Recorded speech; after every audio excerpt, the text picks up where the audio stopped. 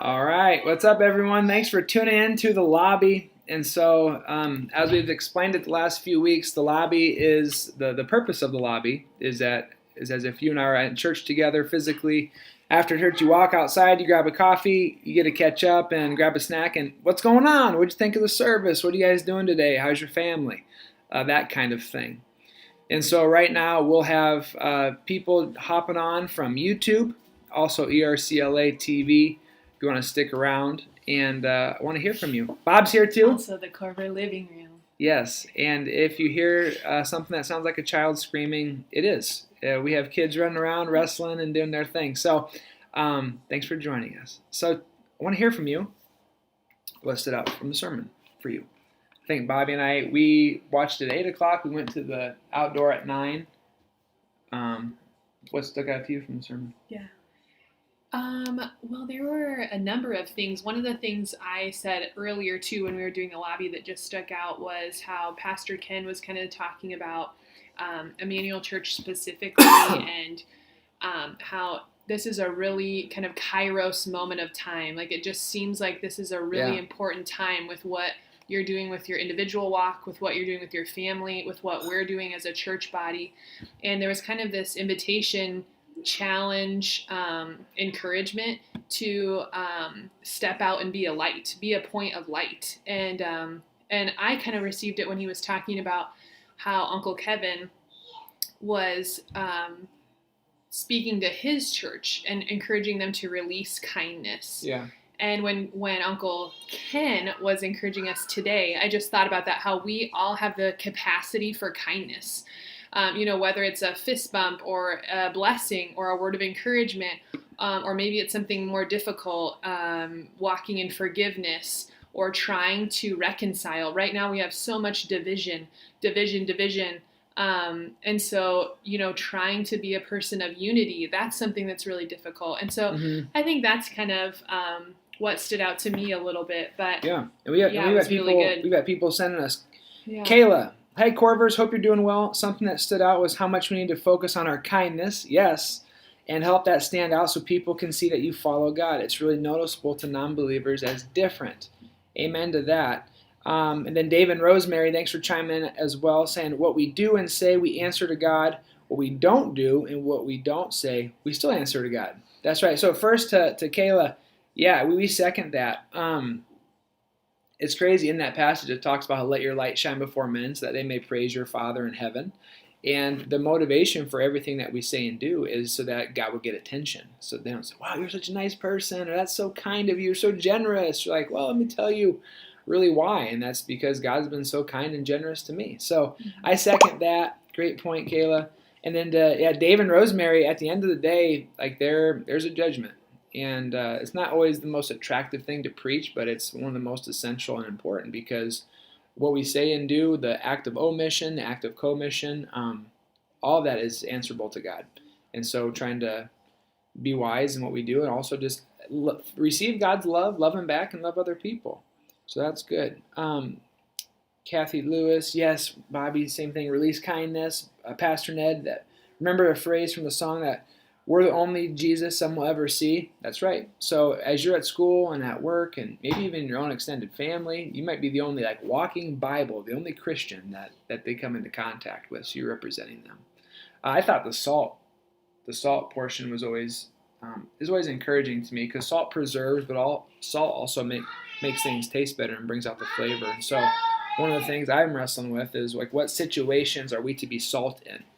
I'm not sure if there's a family, friends, marriage that's not doing well. You have to enter into the situation and be salt to preserve something, to try to bring healing to something.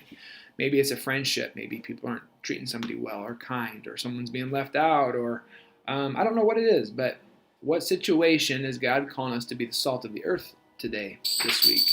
And then salt also makes stuff tasty. So if you think about a good steak or a good corn on the cob, or what else do you put salt on? I think anything. Anything. I don't know. Yeah. You put salt on anything, you don't say, wow, that was really good salt after you eat it. Say, that was really good meat. That was really good corn. And so as Christians, we're to be the salt of the earth as well. We're supposed to take the things that God gave us and allow them to be given and done for God's glory. Whether it's our money, our time, our resources, our energy, our car, our home, all that is to be salty so that, again, God will get the attention. We got Laura. She says, I've been thinking about what it means to be a light. A light only reaches its closest surroundings. Our light will be the only light so bright, but that's okay, because as a body, the light will be bright. I'm encouraged to see where I can be the light in my surroundings. Amen to that. Amen to that, because again, there's reality is you have situations that Bobby and I don't have access to. Pastor Ned, he's got situations that we don't have access to, so God's placed you right where you're at on purpose. Mm-hmm. And then, kind of lastly, I really appreciated Pastor Tim Keller, which I'm going to mention him in my sermon next week. His comments back to the early church and how they were multiracial, multi-ethnic, multi-generational, highly committed to the poor and marginalized. They're non-retaliatory, and they were constantly extending forgiveness. They were so for life. They were against abortion and against infanticide. And there was a sexual revolution where they upheld God's design as just male and female. Those are the two options, and marriage is one male and one female, and that's crazy for our world to think about today. And I like how Ken mentioned there's a temptation to identify with just parts of those lists and say, well, I'm part of this party, and so I represent them, and we hold on to these two, and I'm part of that party, and we represent these two things. And really, it's Christianity upholds all of them. And it's not a fool's choice of saying you can either have that or that. It's a both and. We take all those things. So anybody else? Thoughts? What did you get out of the sermon?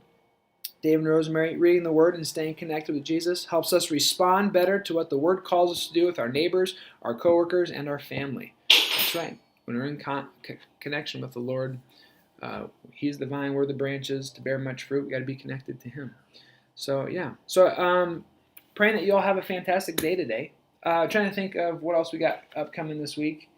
Online, we have a lot of kids stuff, youth stuff for students on Tuesdays. So if you know of anybody that wants to get connected, Tuesday night online, we have groups, people doing Zoom calls and stuff. The podcast, we'll have the podcast coming out every Monday, Wednesday, and Friday. Am I missing anything else? No. Is that it? I don't think so. Okay. I think that might be it. Yeah. About almost lunchtime for us. I don't know what you're doing for lunch. What are your plans for lunch? Oh, Laura says, kids Sunday school will be at 11. Kids, stay with us. Kids will be on for our Sunday school lesson soon. That's right. And then, last but not least, if you notice, we changed the times of services for online. It used to be 10 and 12, and now we're going 8 o'clock and 10 o'clock.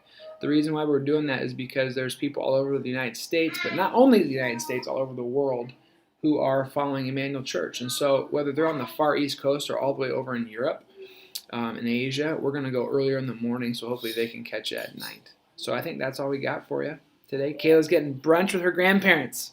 I love that. And then David and Rosemary, responding to your question real quick, are there signs that we can pick up to place on doorknobs? Right now, I don't think so. I think with COVID, we axed the door hangers, but I do think that there may be signs that you can place in your front yard. Yeah. So contact the front office, and they would have maybe an extra couple signs there. I know we ran out, but I think we ordered more.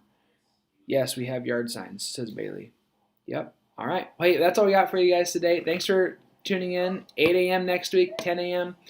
Kids are up next at 11. Get the yard signs at church. Podcast Monday, Wednesday, Friday. Kids stuff on Tuesday. I'm sure I'm missing stuff. If you have any questions, contact us, okay? Thanks for tuning in today. God bless you all. Have a great week. Bye-bye.